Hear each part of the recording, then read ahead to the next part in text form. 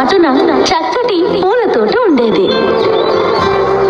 అక్కడ రకరకాల రంగుల్లో పువ్వులు అలాగే చెట్లు ఉండటం వల్ల ఆ స్థలం ఎంతో అందంగా ఉండేది. కాబట్టి ఎన్నో చిన్ని చిన్ని ప్రాణులు అక్కడ జీవిస్తూ ఉండేవి.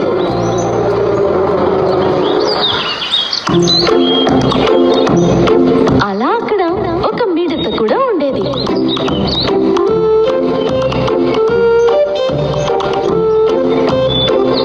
తను చాలా బద్ధకంగా సోమరిపోతులా ఉండేది.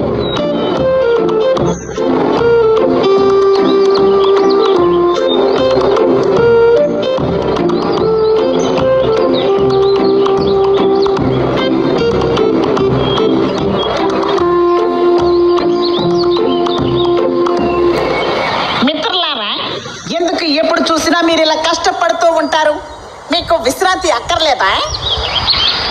ఇలా చూడు మిత్రమా, ఎప్పుడు రెస్ట్ తీసుకోకుండా పని చేస్తూ ఉంటే వర్షాకాలం ఎండాకాలం దానికి తగ్గ ఫలం దక్కుతూ ఉంటుంది. ఈ జీవితం మనం సంతోషంగా ఉండడానికి. మీరు భలే మూర్ఖంలా ఉన్నారే. జీవితాన్ని ఎలా అనుభవించాలో మీకెవరికి తెలియదు.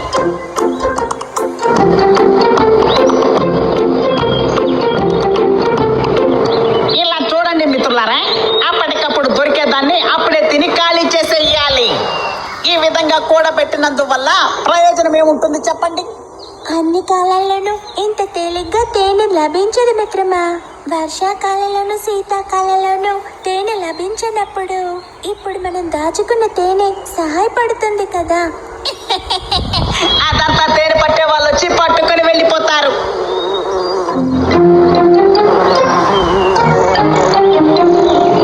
మిత్రులారా, ఆ పనికిరాని మిడత ఏం చెప్పిందో విన్నారా?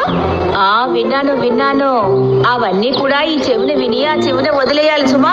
మంచి కాలంలో ఒంటికి శ్రమ కలిగితేనే వర్షాకాలం ఎండాకాలంలో మనం చక్కగా తప్పించుకోవడం కుదురుతుంది. ఆ మిడత చాలా అహంకారంగా ఉండేది.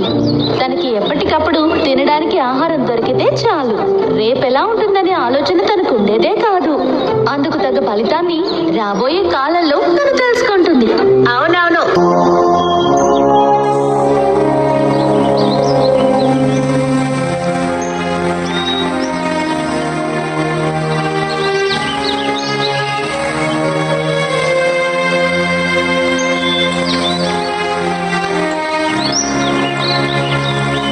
అవన్నీ చూసిన మిడతకి ఆశ్చర్యము అలాగే ప్రశాంతత లభించాయి.